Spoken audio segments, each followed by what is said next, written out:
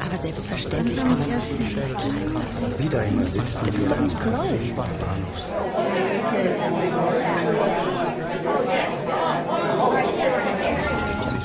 Außerdem von Anfang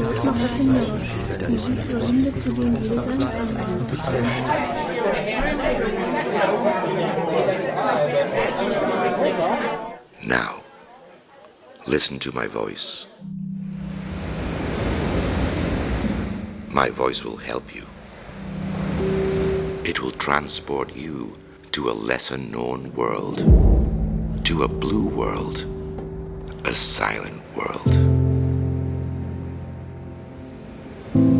Each time you hear my voice, with every word, you will enter into a deeper, more relaxed state. You are floating. You have arrived. Now you are inside.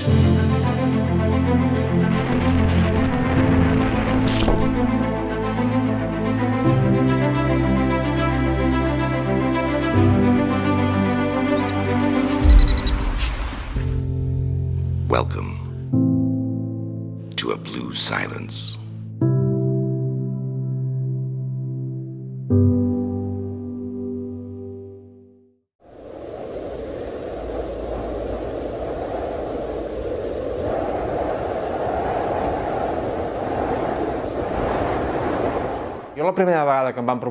The first time I was told, without having read the project, that a wind farm could be installed in the Gulf of Roses, the first thing I thought was, let's talk about it.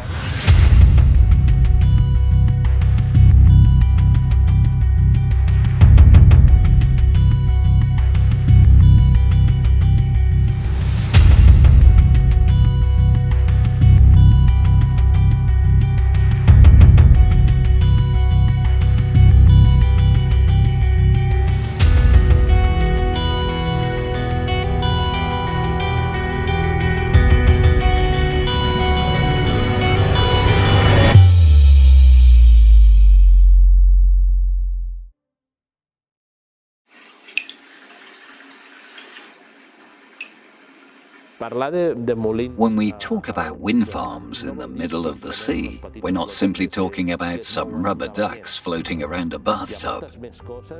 There are a lot of other things that people aren't aware of about the power cables, the anchoring, the converter stations they have, the wiring. We need to find a balance between the urgency to take measures to reduce emissions and decarbonize our society, and, at the same time, do so with enough arguments on the table. It's true that we're in a context of climate change and that we have to go in that direction, but not anything goes if it's at the expense of biodiversity. Otherwise, what we'll achieve is the opposite to the desired effect. And the healthier the systems are, and the better the condition they are in, the more able they'll be to face climate change. If things can be done in an appropriate way without putting the area's biodiversity at risk, obviously there is no problem and no opposition. We're scientists and we're on the side of science, data and truth. But we can see that it's an area that's very fragile and very sensitive, so things need to be done very carefully before leaping in, because sometimes haste is not a good advisor. I understand that the Empordà region is the ideal area because it's where there is most wind, but we should also remember that the area of Cap de Creus and the Gulf of Rosas is what it is thanks to the wind.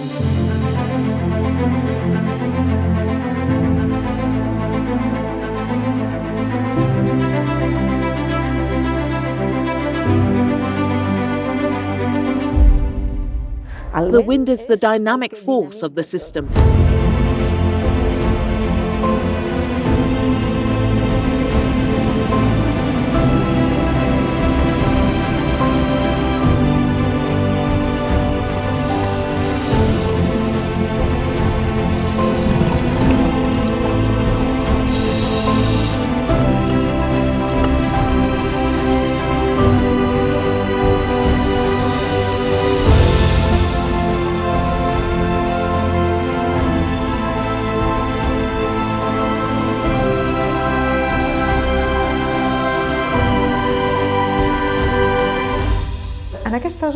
In this area, there are certain conditions which have led to the Mediterranean being rich in organisms, in the ecosystems, and simply it is why we have whales in the Mediterranean. It's not just because. The oceans and seas are responsible for capturing almost 50% of the CO2 that exists in the atmosphere. A large quantity and diversity of organisms is needed for this machine that absorbs the CO2 to work efficiently. Cap de Creus is one of the most important areas of biodiversity in the Mediterranean. You might even say it's the most important in the Western Mediterranean. It's an ideal area because there is a maximum amount of wind there. That doesn't mean that there's no wind in other areas of the Catalan coast. There's wind in lots of other places, but evidently it wouldn't be as profitable for the company. According to recent news, this year has been the year with the least number of days of north wind. That's not good. We're expecting wind power potential in this area, where wind power is being exploited, because there is constant and intense wind. And now it turns out that the wind patterns are changing due to climate change. Have they thought about that? The authorities especially. And what about the companies who want to do it? Or will the company's business really come from the installation? It's funny because in other parts of the world there are no offshore wind farms as big as the ones being proposed here. So it's as if they're saying, let's just dive in at the deep end with something that's been tested in small wind turbines, in smaller quantities. But no one really knows if that could produce a serious change in the ecosystem. And if that does happen, later it will be practically irreversible.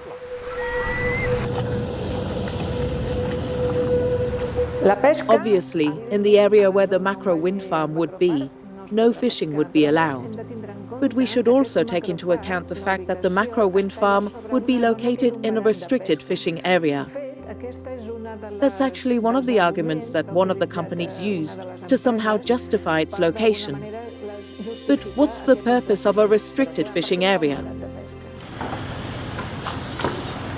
It's not just about stopping fishing. It's about maintaining and taking care of the habitat where species live, because they are very specific when it comes to habitat and feeding. If the wind farm goes in a restricted fishing area, of course, it won't affect the fishing, because there was no fishing there anymore. But everything that's been gained over that time, in terms of recovery of habitat and species, will be lost. We're talking about huge wind turbines that make a very loud noise. We're talking 110 decibels. That's extremely loud. It could cause animals that use sound to guide them to become disoriented. Animals like cetaceans, whales, dolphins, that use sound to guide them. And it just so happens that there's a cetacean corridor right beside that area. We should be capable of recovering the Mediterranean's natural resources. We should be able to heal the Mediterranean in terms of environment and pollution. But if that is to happen, we mustn't cause it to deteriorate further.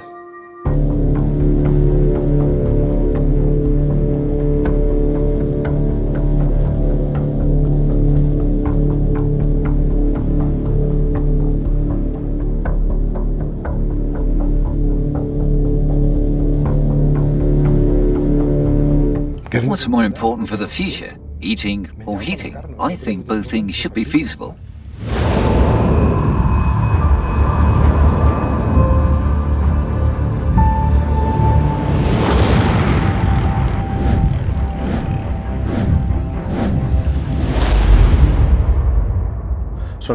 They are large wind turbines. As far as their dimensions go, what's being planned in this case are structures the same height as the Eiffel Tower.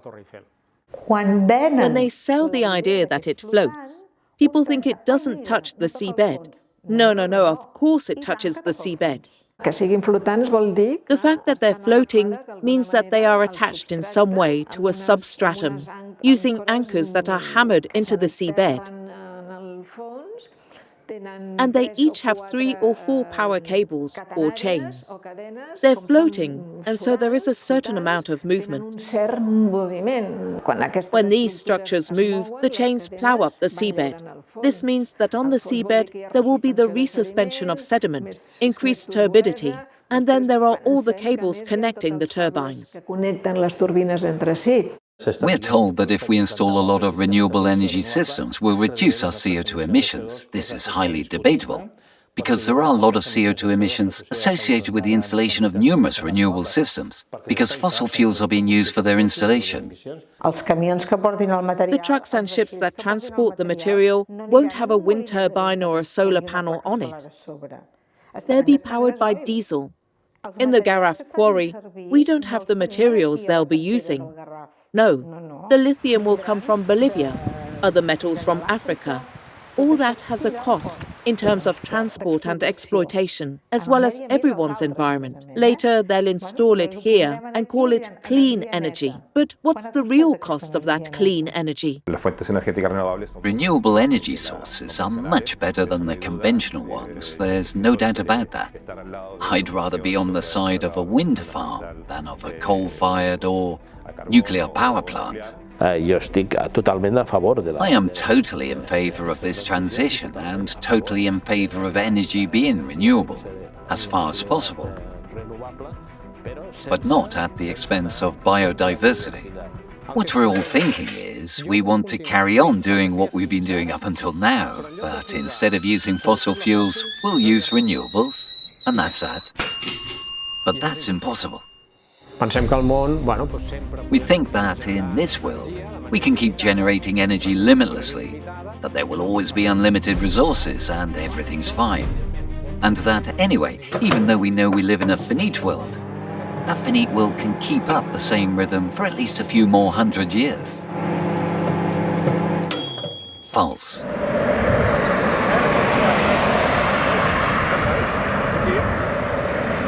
If we accept that we need to reduce to bring down our energy consumption, there are a lot of ways in which we can adapt. We can preserve our standard of living by making some big changes to our lifestyle, but the important thing to note is that we could maintain our standard of living while consuming a lot less energy than we do now, around a tenth, as many studies have shown. As doctors say, primum non nocere, which means first do no harm. Don't harm the patient. Now, the patient is our planet, but it seems to me that the idea of first do no harm is not our priority.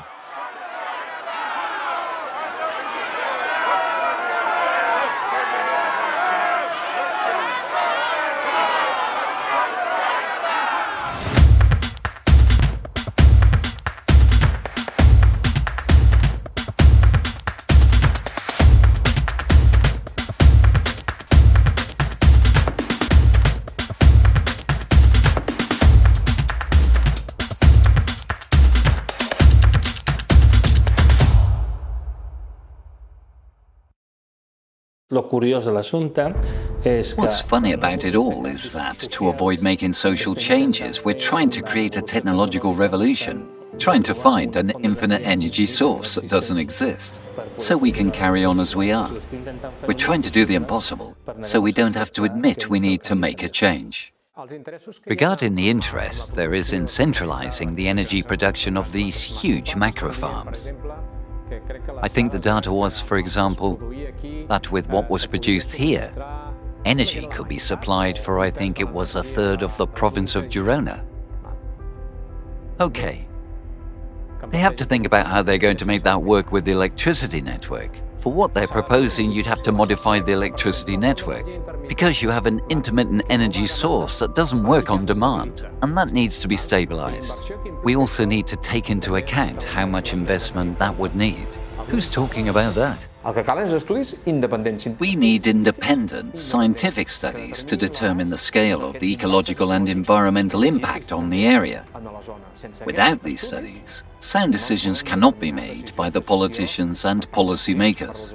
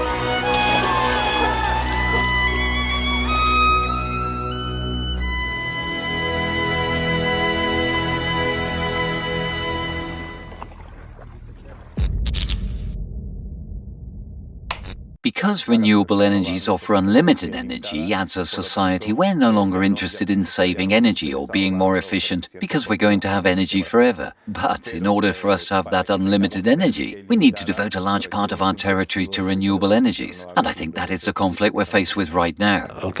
What these floating offshore wind projects entail is basically industrializing an area that has been dedicated to the conservation of biodiversity.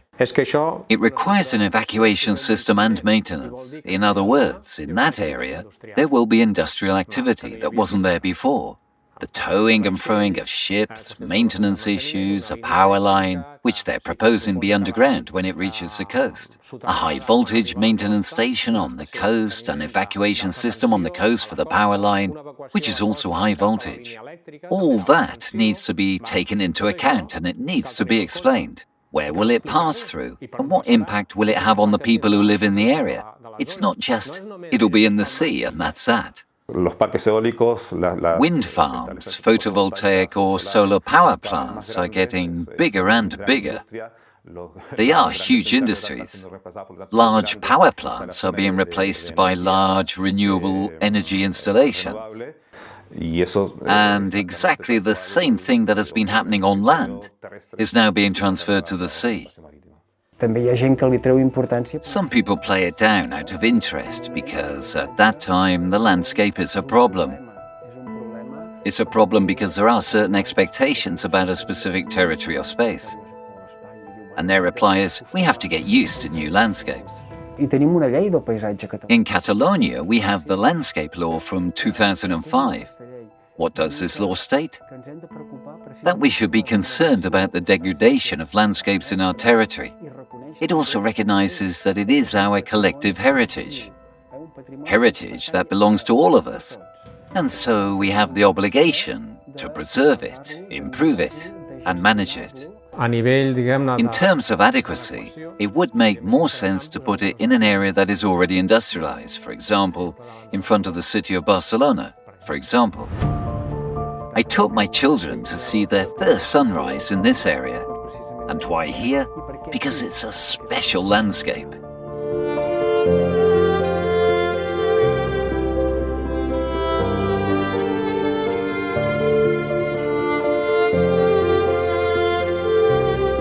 What's more, Josep Pla said that the best sunsets in the country were those in the Gulf of Roses.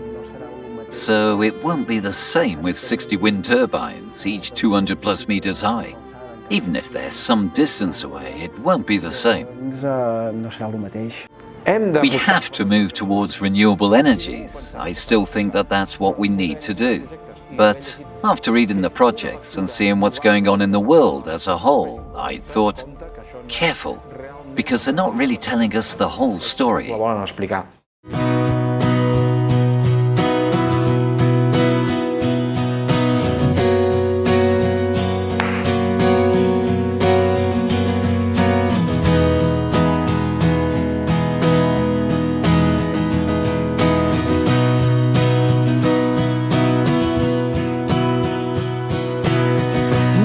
The stars, look how they shine for you, and everything you do, they were all yellow.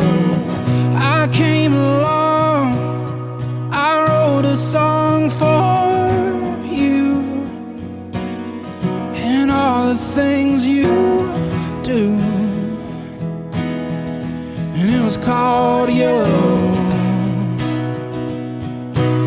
So then I took my turn.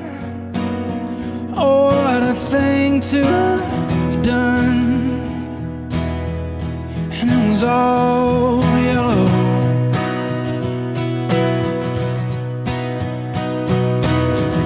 And your skin, oh yeah, your skin and bones turning to something beautiful. You know I love you so. You know I bleed myself dry.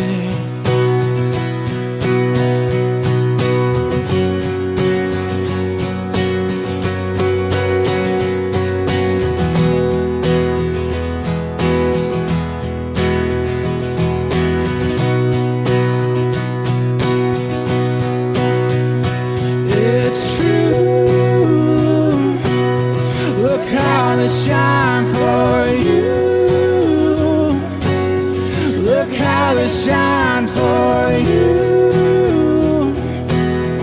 Look how they shine. Look at the stars. Look how they shine for you. And all the things you